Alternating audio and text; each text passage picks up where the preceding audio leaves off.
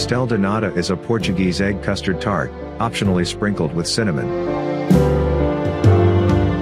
Outside of Portugal, they are particularly popular in other parts of Western Europe, Asia and former Portuguese colonies, such as Brazil, Mozambique, Macau, Goa, and East Timor.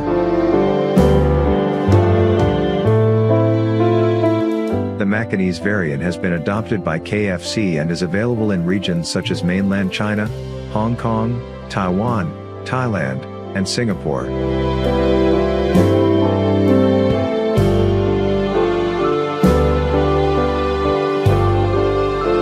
In Indonesia, this cake is especially popular in Kampung Tugu, Jakarta, a culturally Portuguese enclave.